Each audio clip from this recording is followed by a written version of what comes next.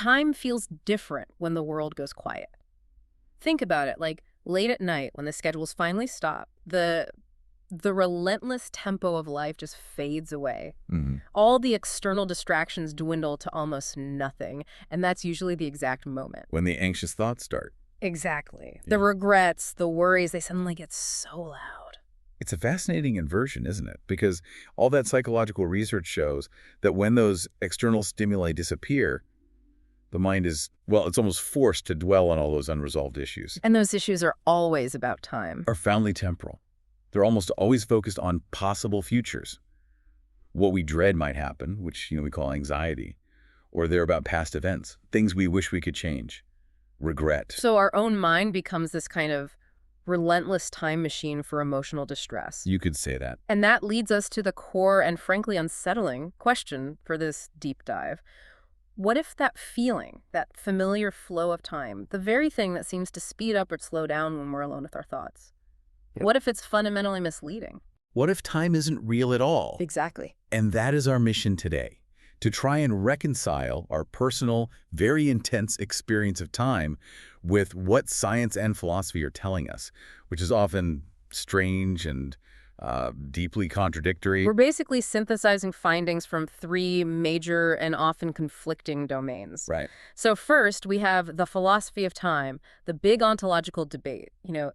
Is existence limited only to the now? That's presentism. Or are all moments, past, present, and future, equally real, Hmm. which is eternalism. Mm. That forces us to confront this idea of a fixed, four-dimensional block universe. It's a huge idea. Then second, we're diving into the objective reality, or what we think is objective, from fundamental physics. Right, and here we'll have to dissect Einstein's relativity, which it just dismantles our classical idea of a universal now. And we'll even explore some radical concepts from quantum gravity, where the core equations suggest that time. Well, it just vanishes completely at the most fundamental level. It's a wild ride. And then finally, we'll bring it back home to the subjective, psychological experience of time, how memory, how deadlines, how anxiety literally shape the feeling of time passing in our minds. Mm-hmm. And it suggests that time might be less of a cosmic constant and more of a structure of our own consciousness. Exactly. So our goal is to use all these sources to try and understand what the now actually is, or if it even is at all. We'll be looking at how Einstein's physics just forces us to abandon absolute simultaneity. And how existentialists like Heidegger link our whole sense of authenticity to accepting our own limited time. And we'll even get into why some really out there physicists argue that time is just an illusion that arises from what they call static time capsules. It's a journey that I think should make you look at your watch and your calendar and your own memories in a completely different way by the end. Okay, so let's start where we all live, in our subjective experience. We all know this feeling. Time just feels different depending on what you're doing. Oh, absolutely. An hour waiting in a dentist's office feels like an eternity. Right. But an hour laughing with a good friend is gone in a flash. So we have to draw this crucial distinction right at the start between chronometric time, Which is the objective, measurable ticking of a clock. and psychological time. And psychological time is, you could argue, the only version of time we ever truly interact with. It's a product of the mind. It's not just a passive reflection of a clock. It's all about those subjective feelings of, like, duration and pace, right? Exactly. And That's it's very- profoundly influenced by our emotions, by our level of attention, by the context of what's happening. We see this on a huge scale, too. I mean, think about that common observation that time seems to speed up as we age. It's a universal feeling. When you were a kid, a summer day felt endless. But now, I mean, whole years can just flash by in a blur. Why is that perception so powerful and so shared? It's one of psychology's great unresolved puzzles, to be honest. That widespread perception is well documented, but the exact mechanism, it's still debated. So what are the leading theories? Well, there are a few. One popular idea, maybe a little too simple, is that the subjective length of any period of time is proportional to the total time we've already lived. So, meaning, a year when you're 10 years old is 1/10 of your entire life, so it feels huge. Right. But a year when you're 50 is just 1/50th of your life, so it feels comparatively tiny. It's a simple ratio. That makes a lot of sense. Another theory focuses on novelty. Childhood is just packed with firsts. First day of school, first bike ride. First kiss, all of it. These events create these dense, very memorable markers, and our minds use those markers to structure and measure duration. And as we get older, life gets more Routine. It does. And routine experiences tend to compress and blur together in our memory. So without those distinct temporal landmarks, our retrospective sense of how long a period was just shrinks. It feels like it accelerated. So whatever the mechanism, the takeaway is clear. The feeling of time passing does not track with the clock on the wall. Not even close. Not at all. Okay, so if the present is what we experience then, what is the size of that present? It can't be instantaneous, right? Because if it were, we'd just see a series of static images, like a slideshow. Not a smooth, continuous flow. You've just hit on the most crucial conceptual pivot. That idea of an instantaneous point in time, that's a leftover from the classical Newtonian worldview, the idea that time can be sliced infinitely thin. But consciousness doesn't work like that. Consciousness is messy. So we have this concept called the specious present. It was introduced by a philosopher, E.R. Clay, and then popularized by William James. The specious present, what does that mean? It means that our subjective experience of now is not an instantaneous point. It's an interval of time that our mind actively integrates together to create that seamless illusion of flow. So how long is that interval? How big is our now? Well, estimates vary a lot depending on what kind of sensory information we're talking about. But researchers generally agree the duration of this conscious present, the total moment we perceive as a single continuous reality, is somewhere between a few hundred milliseconds and maybe up to 3 seconds of clock time. 3 seconds. Yeah. That's a remarkably long time for the foundation of reality to stretch. It is. And it's why you can hear a full sentence or watch someone catch a ball, and your mind treats that whole event as one unified, singular experience. Instead of like 30 separate little auditory or visual clicks. Exactly. Not a rapid succession of discrete events, a flow. So if our brain is taking in all this information constantly, how does it manage that integration? How does it give us the feeling of succession instead of just a jumbled mess? Well, the brain is a master integrator. It's constantly performing what's called temporal binding across all these different timescales. It's hierarchical. Cool. So the very smallest scale, down to the microsecond range, we integrate auditory input to figure out where a sound is coming from. Right, because one ear hears it a fraction of a second before the other. Precisely. And the brain instantly calculates the direction from that tiny difference. If that integration failed, we'd just hear an echo. And what about on a longer scale, like with vision? For visual stimuli, the brain integrates successive frames into a single unitary perception when they're separated by as much as 240 milliseconds. Which is why movies work. Is exactly why film works. Cinema is just a series of static images played fast enough to fall inside our specious present. So when all these different sensory inputs, visual, auditory, touch, are successfully integrated and related to each other, that's when the phenomenal flow emerges. So the feeling of time flowing from now to then is basically just the boundary of our own specious present. It's the edge of that 3-second window of consciousness. Okay, so we have this built-in biological mechanism for experiencing flow, but then society comes along and, formalizes it. It gives us these standardized metrics that kind of flatten that natural subjective experience. That is the critical transition from internal feeling to external structure. Sociologists, especially Eviatar Cerubavel, have written extensively about how much of our social life is completely tied to these temporally coordinated schedules. Train timetables, work shifts, school bells, calendars. All of it. We rely on a shared, standardized clock time to organize our observations, to categorize our experiences, and even to structure how we express our emotions. We use these external time structures to make sense of the world, but here's the really profound philosophical point that the sources make. We end up mistaking the measurement tool for the thing being measured. We confuse the map for the territory. Yes. That is the core metaphysical error. It's inherent in that old concept of absolute time. When we say something persists over time, what we're really saying is that thing is persisting while being tracked by a measurement system. Persistence isn't contained by time. Exactly. Persistence just happens because the conditions that sustain that thing, its structure, its components, its environment, they remain intact.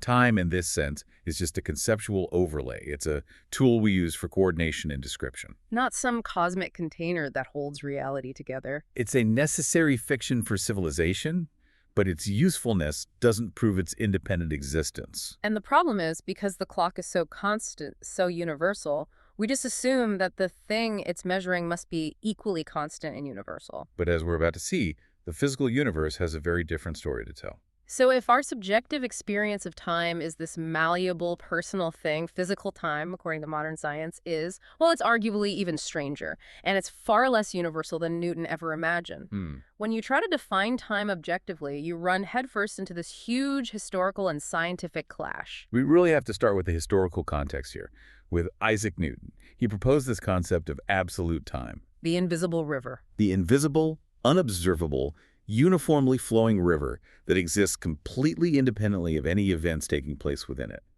For Newton, absolute time and absolute space were the immovable stage for the drama of the universe. But not everyone was on board with that, even back then. Some philosophers and physicists were pushing back. Oh, definitely. Thinkers like Leibniz and, much later, Ernst Mach, they argued fiercely against these absolute frameworks. They said the universe should only be about how real things relate to other real things. The distance between two objects, the duration between two events. Exactly. If you can't observe or measure absolute time and space, why should we believe they exist?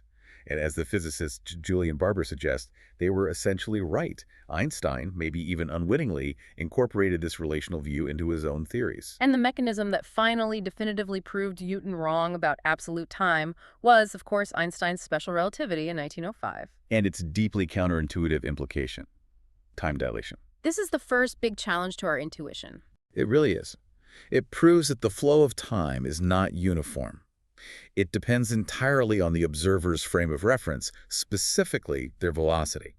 So a clock that's moving relative to me will. I will measure it as ticking more slowly than a clock that's sitting still next to me. Correct. And the classic way to explain this is the twin paradox. Can you walk us through that? Because it really gets at the idea of proper time. Sure. The twin paradox involves two identical twins. One stays at home on Earth. The other, the traveler twin, gets on a super high-speed rocket, flies off, and then comes back. Okay. Special relativity dictates that the traveler twin, whose clock was moving very rapidly relative to Earth, will have experienced less time. They will literally return physically younger than their sibling who stayed behind. And this isn't just a trick of measurement or perception. This is a physical reality. Precisely. The time measured by a clock that's present at both events. The time experienced locally by that twin on the rocket, that's called proper time. And the difference in proper time is relative. So time is not a universal constant.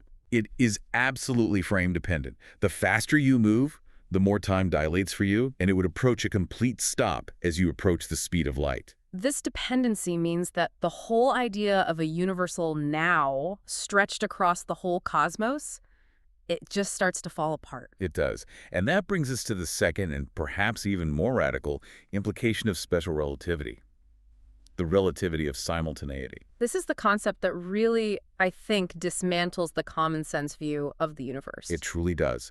Because if time dilation is real, and time depends on relative velocity, then there is absolutely no frame-independent, unique, global now. There's a simple thought experiment for this, right? The one with the train. Yes.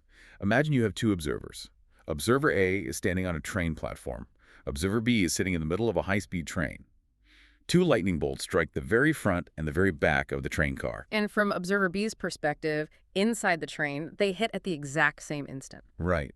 But what does Observer A on the platform see? Well, since the train is moving forward, Observer A will see the lightning bolt hit the rear of the train first and the front of the train second, because Observer B is moving toward the front bolt and away from the rear one. and the critical thing is there's no objective way to say who is right. No privileged perspective. Both are correct within their own frame of reference. So two people moving relative to each other cannot agree on which distant events happen at the same time. And for events far enough away, there might be no objective fact about whether event A happened before B or B before A.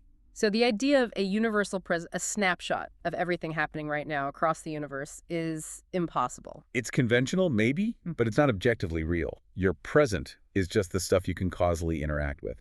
Everything else is a choice of reference frame.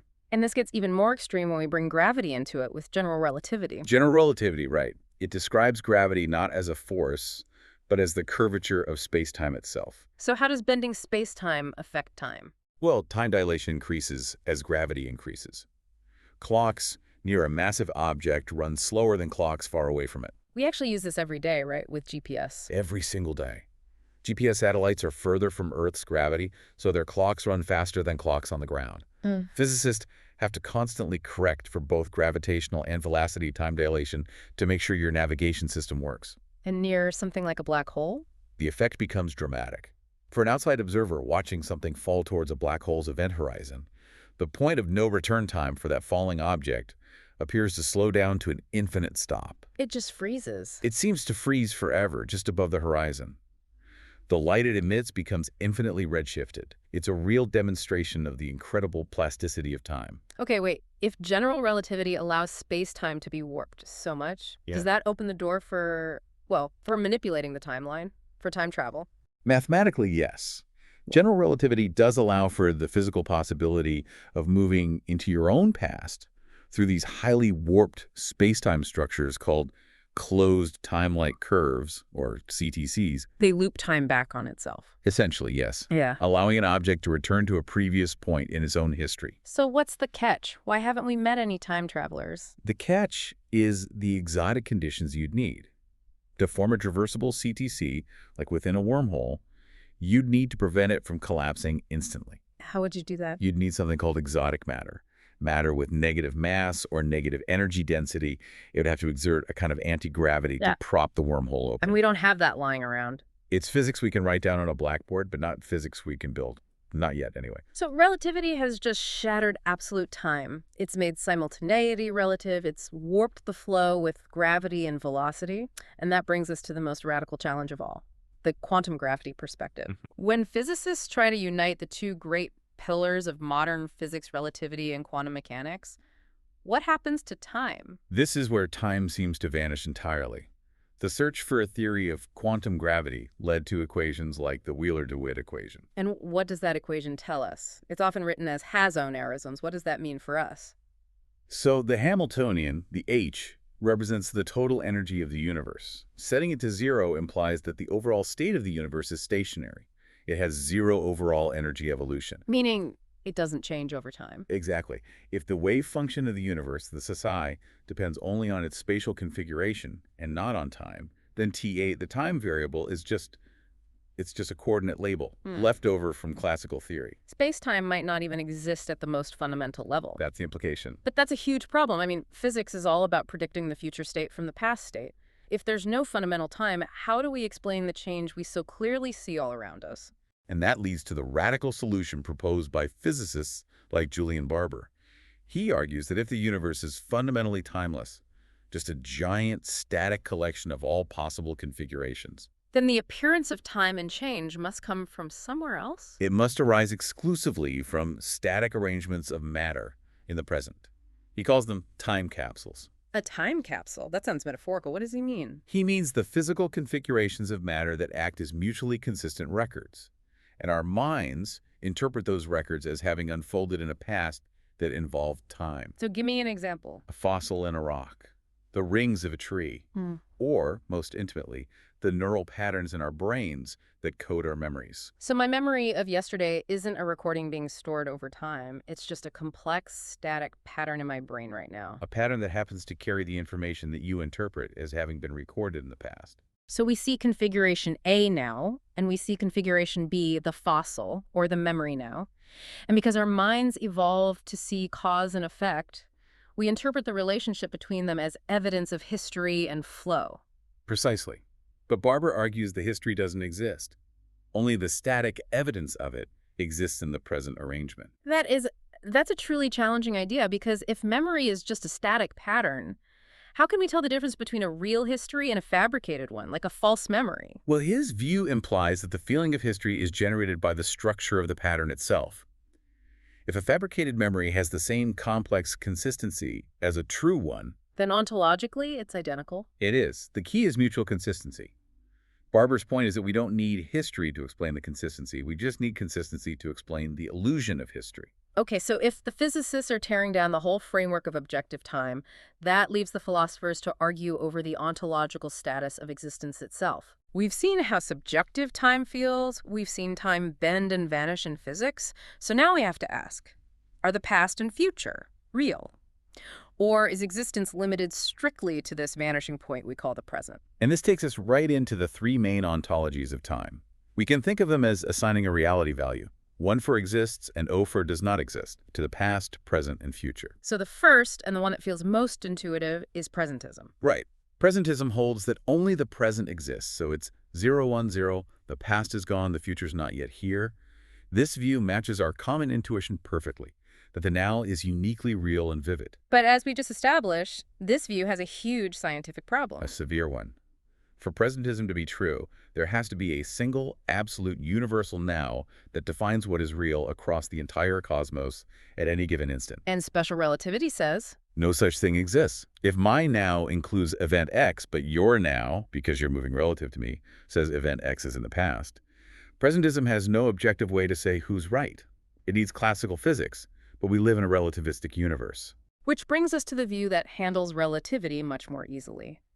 Eternalism. Eternalism assigns reality to all three. It's 1, 1, 1. This is the philosophical framework of the block universe. All times past, present, and future are equally real, just laid out in 4 dimensions. Exactly. The universe is one static, immutable, four-dimensional object, like a fixed loaf of bread. And our consciousness is just a perspective moving through that block. So in this view, words like past, present, and future aren't objective features of reality. They're just person pointers. They're what philosophers call perspectival indexicals, just like the word here. Okay, explain that. Well, if I say the meeting is here, the word here isn't an objective property of that room. It's just a pointer relative to my current position. Yeah. Now works the same way. It just points to the moment occupied by the observer. But the moment itself is fixed inside the block, no matter what we call it. Exactly. And this resolves the conflict with relativity because it allows different observers to slice up that four-dimensional block in different ways while the overall reality stays consistent. And then there's the compromise position, the middle ground. That would be the growing block view, sometimes called no futurism. It's 1, 1, 0. So the past is real and fixed. We can't change yesterday. The present is the latest, ever-expanding boundary of all that has become real. But the future is genuinely indeterminate. It's non-existent, waiting to be created by our actions. That one feels pretty good. It saves our sense of an open future. It does. It saves the reality of history and memory, while also preserving that strong intuition that our choices really matter. This whole debate, though, it often comes back to this one profound challenge that was identified over a century ago by Jamie McTaggart. He argued that time itself is just fundamentally unreal. McTaggart's paradox. It's devastatingly simple and effective. He said there are 2 ways to describe the order of events. The first is the B series. The B series uses tenseless relations like earlier than and later than. Right. It describes a static order. The Battle of Hastings is earlier than the Apollo 11 moon landing. This B series is consistent, but McTaggart argued it doesn't contain any genuine change. For that, you need the A series. Correct. The A series is defined by the tenses we use every day, past, present, future. This is where the feeling of flow and real change comes from. For change to happen, an event has to move along the A series. It has to go from being future to being present to being past. Oh, okay, so what's the problem? The problem, McTaggart said, is that the A series is internally contradictory. Take any event, say your next birthday.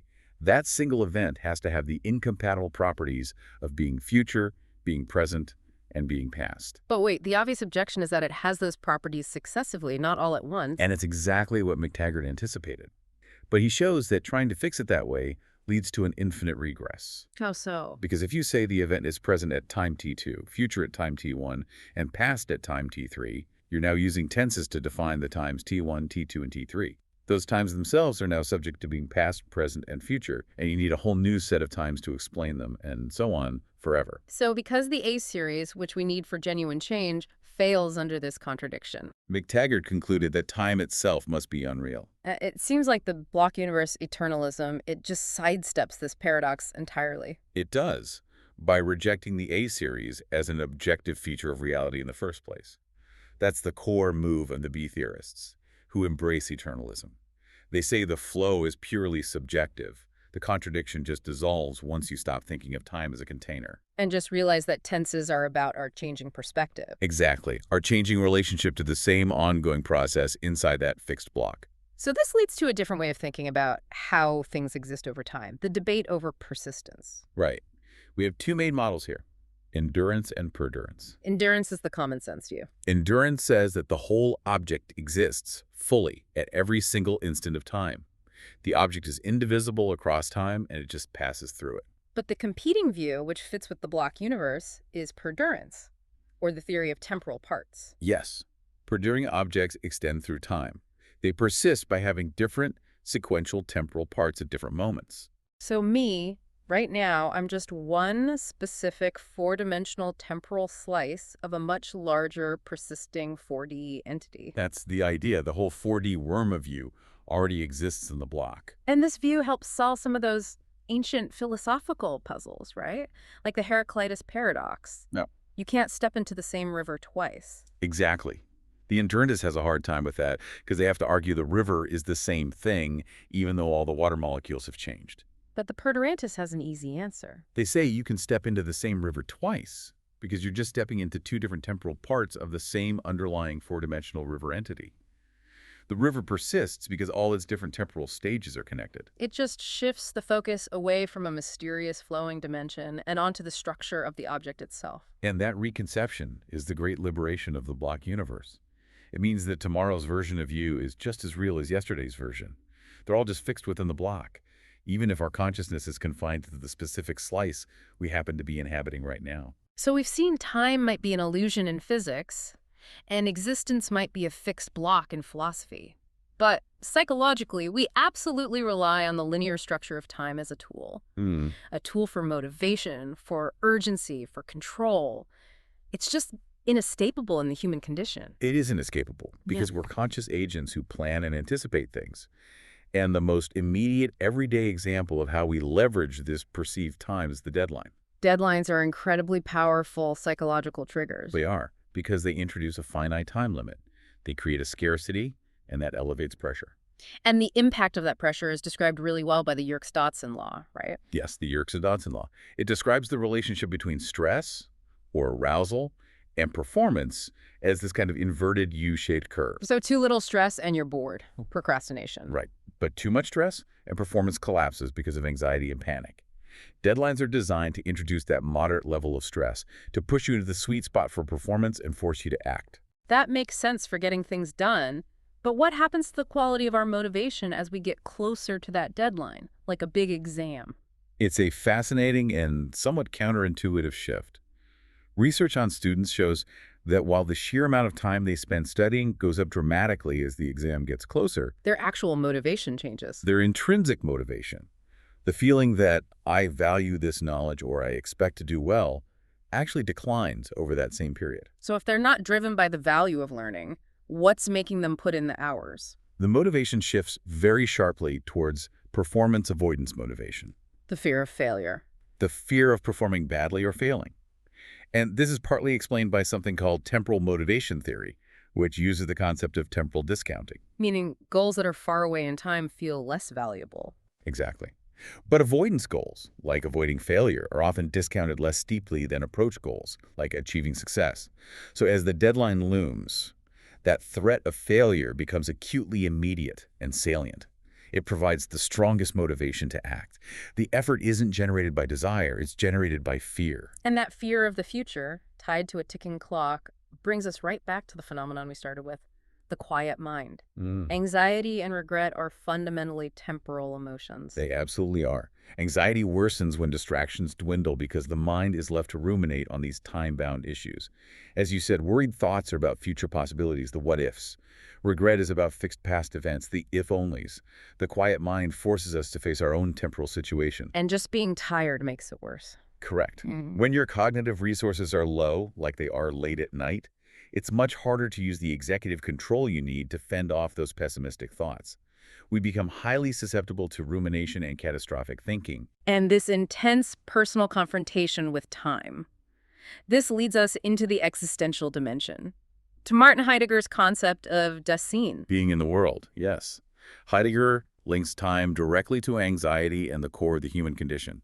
He focuses on our ultimate temporal finitude. Being towards death. Exactly. Yeah. For Heidegger, death isn't just an event that happens to other people. It's one's own most possibility.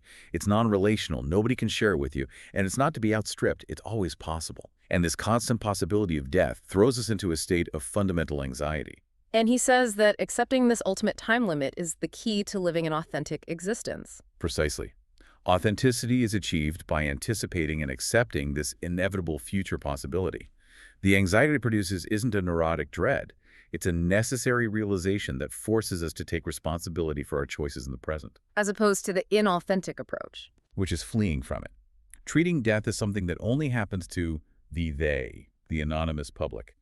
And that inauthentic mindset, Heidegger says, leads people to live irresponsibly, hiding in the comfort of convention. So time isn't just a clock, it's the very structure that defines our authenticity. But beyond the personal, this structure is also leveraged as a tool for social persuasion by what sociologists call temporal entrepreneurs. Yes, claims makers who explicitly use time rhetoric to make their argument seem more perspective and urgent. They rely on two main techniques. The first is using metered time units. This is where you translate huge abstract statistics into tiny units, like seconds. Exactly. Think of the World Health Organization saying every 40 seconds someone dies by suicide.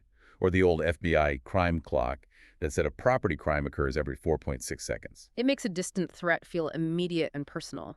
And universal. It strips away all the complexity like where these things happen or to who, and makes the risk feel constant and proximate. The sources point out that this framing is purely rhetorical. Knowing a crime happens every 4.6 seconds somewhere in a massive country is useless information for you personally. But it's very effective at grabbing attention and urging immediate action. It is. It controls attention through urgency. And the second method is leveraging the social calendar. Commemorative days, weeks, or months. These are attention maintenance mechanisms. National Mental Health Awareness Month, Earth Day, and so on. These temporal landmarks create a cultural opportunity for a cause to gain a competitive advantage in the marketplace of social problems. It gives them a culturally sanctioned hook to attract media and policymakers. Exactly. The shared time structure provides a scaffold for mobilizing concern. So in both the personal and social spheres, time is a psychological tool of control, whether it's self-imposed stress or externally imposed urgency. Okay, so if we take all this on board, if we accept these deep insights from physics and philosophy, that time isn't an absolute river, that the flow is probably a highly structured perception, what does that mean for us? If time isn't real in the way we think, then maybe we're not actually running out of it. It requires a profound shift in mindset. It starts with how we think about persistence.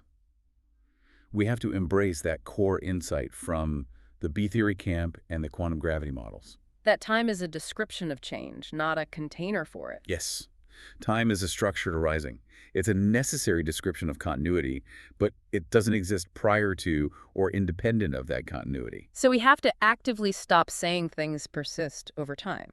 We really should. We should recognize that persistence is an inherent quality of the thing itself. It happens when the conditions sustaining that thing just remain intact. Clocks and calendars are just useful coordinates for synchronization. They're a conceptual overlay. That's all. An overlay we use to order cause and effect, memory, and prediction. But if we do embrace this, if we embrace the block universe of eternalism, where the future is just as real and fixed as the past, we hit that big wall. The determinism concern. The free will problem. If the future already exists in one fixed way, are my choices meaningless? Is everything just fate? This is the most common objection, and it's a serious one. But eternalism doesn't necessarily imply fatalism or exclude free will. The philosophical defense is rooted in causality. Okay. Yes, the future exists one way only. It's fixed within the four-dimensional block. But, and this is the key, that fixed outcome is caused by the very choices you are making right now. So my choices are a necessary, integrated part of that fixed causal chain. Precisely. The fixed nature of the future just means the causal chain is already complete. If you chose differently right now, the fixed facts about the future would have been different, but they still would have been fixed.